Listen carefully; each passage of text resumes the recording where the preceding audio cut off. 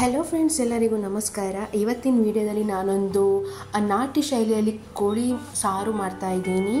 ತುಂಬಾ ಚೆನ್ನಾಗಿ ಬರುತ್ತೆ, ತುಂಬಾ ಟೇಸ್ಟಿಯಾಗಿದೆ, ಹಾಗೆ ನಿಮಗೆ ಮಾಡಲಿಕ್ಕೂ ತುಂಬಾ ಈಸಿ, ಅಷ್ಟೊಂದು ಕಷ್ಟ ಅಂತ ಅನಿಸಲ್ಲ. ಸೊ ಯಾವ ರೀತಿ ಮಾಡೋದು ಅನ್ನೋದನ್ನು ನೋಡೋಣ. ಮೊದಲಿಗೆ ನಾನಿಲ್ಲಿ ಸ್ವಲ್ಪ ಶುಂಠಿ, ಬೆಳ್ಳುಳ್ಳಿ, ಆಮೇಲೆ ಟೊಮ್ಯಾಟೊ ಮತ್ತು ಕೊತ್ತಂಬರಿ ಸೊಪ್ಪನ್ನು ತಗೊಂಡಿದ್ದೇನೆ. ಇವನ್ನು ನಾನು ಮಿಕ್ಸಿಗೆ ಹಾಕಿ ಗ್ರೈಂಡ್ ಮಾಡ್ಕೊಳ್ತಾ ಇದ್ದೀನಿ. ಇದು ನಮ್ಮದು ಫಸ್ಟ್ ಮಸಾಲೆ ಆಗಿರುತ್ತೆ. ಇದನ್ನು ನಾವು ಸಪ್ರೇಟಾಗಿ ರುಬ್ಕೊಂಡು ತೆಗೆದಿಟ್ಕೊಳ್ಳಬೇಕಾಗ್ತದೆ.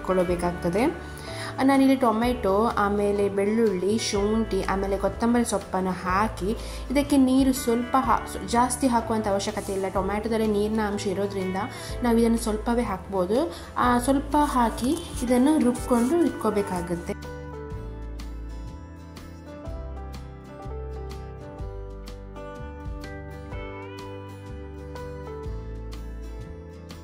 ಸೊ ರುಬ್ಬುವಾಗ ನಾನಿಲ್ಲಿ 2ರಿಂದ 3 ಏಲಕ್ಕಿ, ಆಮೇಲೆ 4ರಿಂದ 5 ಲವಂಗ ಹಾಕ್ತಾ ಇದ್ದೀನಿ. ನೀವು ನೋಡ್ಬೋದು, ನಿಮಗೆ ಎಷ್ಟು ಬೇಕೋ ಅಷ್ಟು ನೀವು ಲವಂಗ ಹಾಕ್ಕೊಳ್ಳಿ. ನಾನಿಲ್ಲಿ 3ರಿಂದ 4 ಹಾಕ್ತಾ ಇದ್ದೀನಿ, ಜಾಸ್ತಿ ಅವಶ್ಯಕತೆ ಇಲ್ಲ. ಆಮೇಲೆ ಒಂದು ಚಕ್ಕೆಯನ್ನು ತುಂಡು ಮಾಡಿ ಹಾಕ್ತಾ ಇದ್ದೀನಿ ಇಲ್ಲಿ ನಾನು. ಆಮೇಲೆ ಸ್ವಲ್ಪ ಕರಿಮೆಣಸನ್ನು ಇಲ್ಲಿ ಸೇರಿಸ್ತಾ ಇದ್ದೀನಿ, ನೋಡ್ಬೋದು ನೀವಿಲ್ಲಿ. ಸೊ ಇದಾದ ನಂತರ ನಾನಿಲ್ಲಿ 1 ಸ್ಪೂನ್ನಷ್ಟು ಗಸಗಸೆಯನ್ನು ಸೇರಿಸ್ತಾ ಇದ್ದೀನಿ. ಗಸಗಸೆಯನ್ನು ಸ್ವಲ್ಪ ಇಲ್ಲಿ ಹಾಕ್ತಾ ಇದ್ದೀನಿ.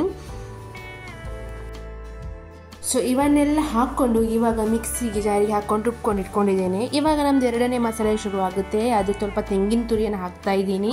ಆ ತೆಂಗಿನ ತುರಿ ಹಾಕಿದ ನಂತರ ಸ್ವಲ್ಪ ಕಟ್ ಮಾಡಿರುವಂತಹ ಈರುಳ್ಳಿಯನ್ನು ಹಾಕಿ ಮಿಕ್ಸ್ ಮಾಡಿ ಸ್ವಲ್ಪ ನೀರು ಹಾಕ್ಕೊಂಡು ಇದನ್ನು ನುಣ್ಣಗೆ ರುಬ್ಬಿಟ್ಕೊಳ್ತಾ ಇದ್ದೀನಿ ನಾನು, ನೋಡ್ಬೋದು ನೀವಿಲ್ಲಿ.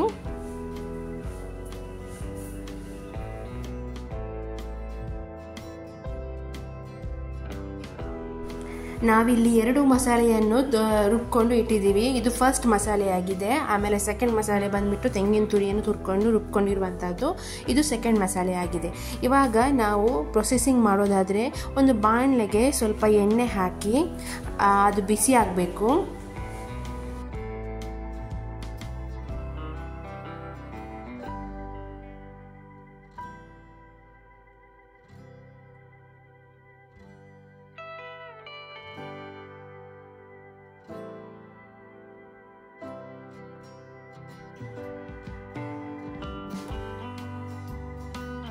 ಎಣ್ಣೆ ಬಿಸಿ ಆಗ್ತಾ ಇದೆ. ಇಲ್ಲಿ ನಾನು ಕಟ್ ಮಾಡಿರುವಂತಹ ಈರುಳ್ಳಿ ಮತ್ತು ಸ್ವಲ್ಪ ಕರಿಬೇವನ್ನು ಸೇರಿಸಿ ಫ್ರೈ ಮಾಡ್ತಾ ಇದ್ದೀನಿ.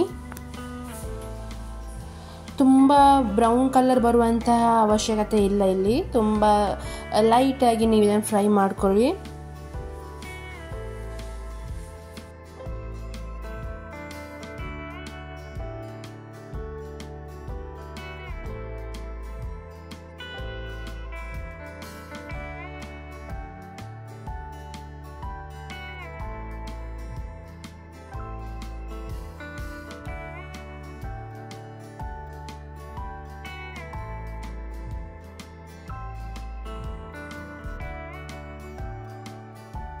ಈರುಳ್ಳಿಯ ಬಣ್ಣ ಚೇಂಜ್ ಆಗ್ತಾ ಬರ್ತಾ ಇದೆ. ನಾನಿಲ್ಲಿ ಕಟ್ ಮಾಡಿ ತೊಳೆದಿಟ್ಕೊಂಡಿರುವಂತಹ ಚಿಕನನ್ನು ಹಾಕ್ತಾ ಇದ್ದೀನಿ. ನಾನಿಲ್ಲಿ 2 kg ಚಿಕನನ್ನು ಯೂಸ್ ಮಾಡ್ತಾ ಇದ್ದೀನಿ. ಸೊ ನೀವು ಅಷ್ಟೇ ಅಳತೆ ತಕ್ಕ ನೋಡಿಕೊಂಡು ಮಸಾಲೆಗಳನ್ನು ಸೇರಿಸ್ಕೊಳ್ಳಿ. ಇವಾಗ ಚಿಕನನ್ನೆಲ್ಲ ಹಾಕಿ ಚೆನ್ನಾಗಿ ಮಿಕ್ಸ್ ಮಾಡಿ ಸ್ವಲ್ಪ ಬೇಯಿಸಲಿಕ್ಕೆ ಬಿಡ್ತಾ ಇದ್ದೀನಿ. ಕೋಳಿಯನ್ನು ಎಣ್ಣೆ ಜೊತೆ ಚೆನ್ನಾಗಿ ಮಿಕ್ಸ್ ಮಾಡ್ಕೊಳ್ಳಿ. ಚೆನ್ನಾಗಿ ಮಿಕ್ಸ್ ಮಾಡಿ ಬೇಯಿಸಲಿಕ್ಕೆ ಇಟ್ಬಿಡೋಣ.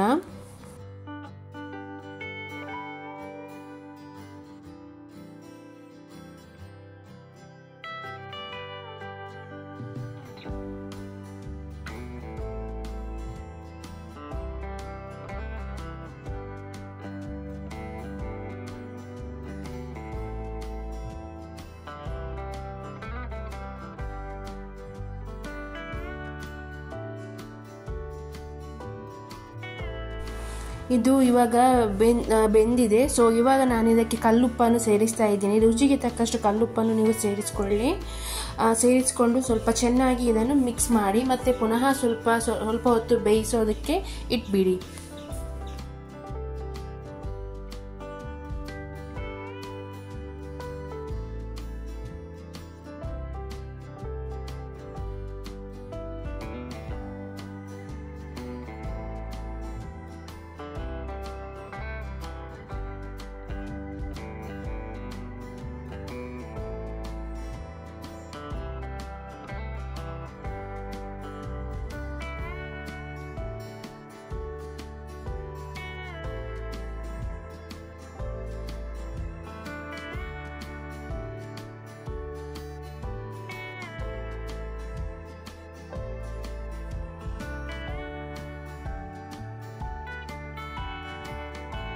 ಇಲ್ಲಿ ಚಿಕನ್ ತುಂಬ ಚೆನ್ನಾಗಿ ಬೆಂದಿದೆ. ಸೊ ಇದಕ್ಕೆ ನಾವೀಗ ಸ್ವಲ್ಪ ಅರಶಿನ ಹಾಕ್ತಾ ಇದ್ದೀನಿ. ನಾನು ನೋಡ್ಕೊಂಡು ಹಾಕ್ಕೊಳ್ಳಿ, ಅರಶಿನ ಜಾಸ್ತಿ ಆಗಬಾರ್ದು. ಸ್ವಲ್ಪ ಅರಶಿನ ಮತ್ತು ಸ್ವಲ್ಪ ಕೆಂಪು ಮೆಣಸಿನ ಹುಡಿ ಮಾಡಿಟ್ಕೊಂಡು ನಾನಿಲ್ಲಿ ಹಾಕ್ತಾ ಇದ್ದೀನಿ. ಕೆಂಪು ಮೆಣಸಿನ ಜೊತೆ ಬೆಳ್ಳುಳ್ಳಿಯನ್ನು ಸೇರಿಸಿ ಹುಡಿ ಮಾಡಿಟ್ಕೊಂಡಿದ್ದೇನೆ. ಸೊ ಅದನ್ನು ಇವಾಗ ನಾನಿಲ್ಲಿ ಸೇರಿಸ್ತಾ ಇದ್ದೀನಿ. ಅದಾದ ನಂತರ ನಾನು ಸ್ವಲ್ಪ ಕುಟ್ಟಿ ಪುಡಿ ಮಾಡಿಟ್ಕೊಂಡಿರುವಂತಹ ಕೊತ್ತಂಬರಿ ಬೀಜ ಇದೆ, ಅದನ್ನು ಕುಟ್ಟಿ ಪುಡಿ ಮಾಡಿಟ್ಕೊಂಡಿದ್ದೇನೆ. ಅದನ್ನು ನಾನಿಲ್ಲಿ ಹಾಕ್ತಾ ಇದ್ದೀನಿ. ನೀವು ಬೇಕಿದ್ದರೆ ಕೊತ್ತಂಬರಿ ಹುಡಿ ಕೂಡ ಡೈರೆಕ್ಟಾಗಿ ಮಾರ್ಕೆಟಿಂದ ತಂದು ಹಾಕೋಬೋದು. ನಾನಿಲ್ಲಿ ಕುಟ್ಟಿ ಪುಡಿ ಮಾಡಿಟ್ಕೊಂಡಿದ್ದೆ, ಅದನ್ನು ಇಲ್ಲಿ ಹಾಕ್ತಾ ಇದ್ದೀನಿ. ಅದನ್ನು ಹಾಕ್ಕೊಂಡು ಚೆನ್ನಾಗಿ ಮಿಕ್ಸ್ ಮಾಡ್ತಾ ಇದ್ದೀನಿ. ಆಮೇಲೆ ಸ್ವಲ್ಪ ಹೊತ್ತು ಇದನ್ನು ಕುದಲಿಕ್ಕೆ ಬೇಯಿಸಲಿಕ್ಕೆ ಹಾಗೆ ಬಿಟ್ಬಿಡಬೇಕಾಗ್ತದೆ.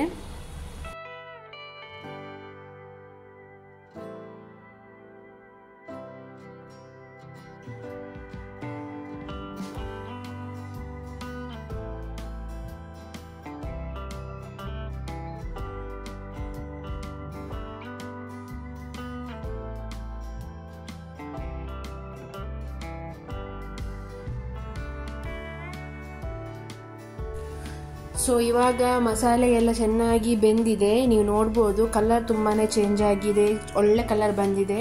ಕೆಂಪು ಮೆಣಸಿನ ಹುಡಿ ಹಾಕೋದ್ರಿಂದ ಕಲರ್ ತುಂಬಾ ಚೆನ್ನಾಗಿ ಬರುತ್ತೆ. ಸೊ ಇವಾಗ ನೀವಿಲ್ಲಿ ನೋಡ್ಬೋದು ಯಾವ ರೀತಿ ಕಲರ್ ಬಂದಿದೆ ಅಂತ. ಕೋಳಿನೂ ತುಂಬ ಚೆನ್ನಾಗಿ ಬೆಂದಿದೆ. ನೀವಿಲ್ಲಿ ಉಪ್ಪನ್ನೆಲ್ಲ ಕರೆಕ್ಟಾಗಿ ಚೆಕ್ ಮಾಡ್ಕೊಳ್ಳಿ. ಹಾಗೆ ಇವಾಗ ಇದಕ್ಕೆ ನಾವು ರುಬ್ಬಿಟ್ಕೊಂಡಿರುವಂತಹ ಗ್ರೀನ್ ಮಸಾಲ ಏನಿದೆ ನೋಡಿ, ಅದನ್ನು ನಾನಿಲ್ಲಿ ಸೇರಿಸ್ತಾ ಇದ್ದೀನಿ, ಹಾಕ್ತಾ ಇದ್ದೀನಿ. ಹಾಕಿ ಸ್ವಲ್ಪ ನೀರನ್ನು ಮಿಕ್ಸಿಗೆ ಹಾಕಿ ಮಿಕ್ಸ್ ಮಾಡಿ ಸ್ವಲ್ಪ ನೀರು ಇದಕ್ಕೆ ಆ್ಯಡ್ ಮಾಡ್ಕೊಳ್ಳಿ.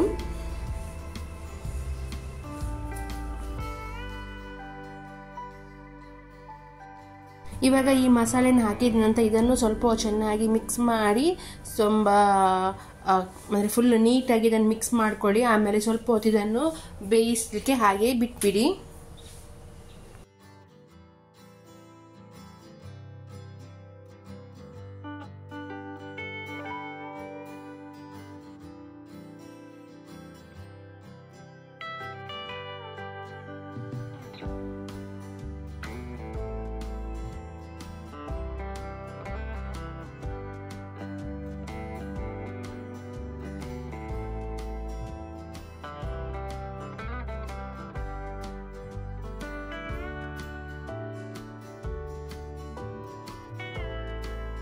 ನೀವಿಲ್ಲಿ ನೋಡ್ಬೋದು ಚಿಕನ್ ಮಸಾಲ ಎಷ್ಟು ಚೆನ್ನಾಗಿ ನಿಮಗೆ ಮಿಕ್ಸ್ ಆಗಿ ಕುದೀತಾ ಇದೆ ಅಂಥೇಳಿ. ಚೆನ್ನಾಗಿ ಬೇಯಿಸ್ಕೊಳ್ಳಿ. ಇವಾಗ ನಾವು ರುಬ್ಬಿಟ್ಕೊಂಡಿರುವಂತಹ ತೆಂಗಿನ ತುರಿ ಮತ್ತು ಈರುಳ್ಳಿಯನ್ನು ರುಬ್ಬಿಟ್ಕೊಂಡಿದ್ವಲ್ಲ, ಅದನ್ನು ಇವಾಗ ನಾವಿಲ್ಲಿ ಹಾಕ್ತಾ ಇದ್ದೀವಿ. ಇದನ್ನು ಹಾಕಿ ಅದ ಮಿಕ್ಸಿ ಜಾರಿಗೆ ಸ್ವಲ್ಪ ನೀರನ್ನು ಹಾಕಿ ಅದನ್ನು ತೊಳ್ಕೊಂಡು ಇದೇ ಒಂದು ಮಸಾಲೆಗೆ ನೀವು ಆ್ಯಡ್ ಮಾಡ್ಕೊಳ್ಳಿ. ಇವಾಗ ಇದನ್ನು ಚೆನ್ನಾಗಿ ಮಿಕ್ಸ್ ಮಾಡ್ಕೊಳ್ಳಿ. ಚೆನ್ನಾಗಿ ಮಿಕ್ಸ್ ಮಾಡಿಕೊಂಡು ಸ್ವಲ್ಪ ಕುದಿ ಬಂದು ಬೇಯಿಸಲಿಕ್ಕೆ ಹಾಗೆ ಬಿಟ್ಬಿಡಿ.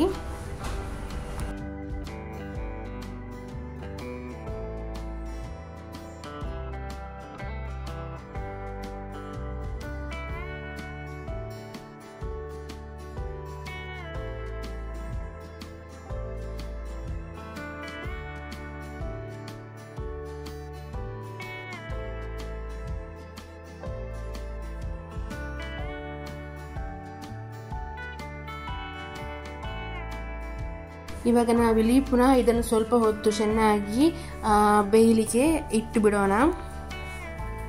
ನೋಡ್ಬೋದು ನೀವು ಇವಾಗ ಎಷ್ಟು ಚೆನ್ನಾಗಿ ನಿಮಗೆ ಕಲರ್ ಬಂದಿದೆ ಅಂತೇಳಿ. ತುಂಬಾ ಟೇಸ್ಟಿಯಾಗಿದೆ.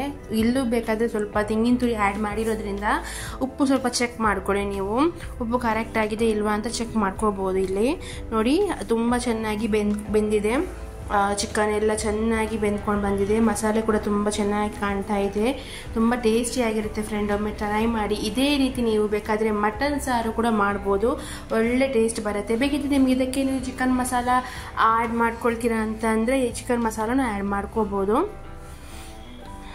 ನೋಡ್ಬೋದು ಇವಾಗ ಆಲ್ಮೋಸ್ಟ್ ನಾವು ಮಾಡಿರುವಂತಹ ಕೋಳಿ ಸಾರು ರೆಡಿಯಾಗಿದೆ. ನಾನು ಲಾಸ್ಟಿಗೆ ಇಲ್ಲಿ ಗಾರ್ನಿಷ್ ಅಂತ ಹೇಳಿ ಕೊತ್ತಂಬರಿ ಸೊಪ್ಪನ್ನು ಹಾಕ್ತಾ ಇದ್ದೀನಿ ಫೈನಲ್ ಆಗಿ. ತುಂಬ ಚೆನ್ನಾಗಿ ಬಂದಿದೆ. ಟೇಸ್ಟೂ ಅಷ್ಟೇ ಸಖತ್ತಾಗಿದೆ. ನಿಮಗೆ ಇಷ್ಟ ಆಗುತ್ತೆ ಅಂತ ಅಂದ್ಕೊಳ್ತೀನಿ. ಇಷ್ಟ ಆಗಿದ್ರೆ ಲೈಕ್ ಮಾಡಿ.